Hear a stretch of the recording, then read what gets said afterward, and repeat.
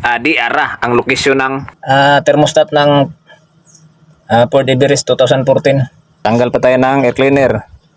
Klasin pa natin tong dipstick. Kasi yung bolt dito sa kabila, mahirap. Okay, tanggalin na natin para madukot na natin. Ayan, tanggal na natin ang dipstick.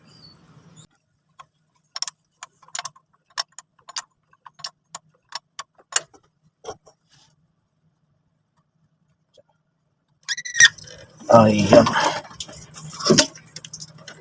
Ayan. Kita natin na kailangan na talagang palitan. Nasira na yung gasket niya. Oh. Dito, sa ilalim. Tagilid na ang kahimtang. Palitan na. Okay.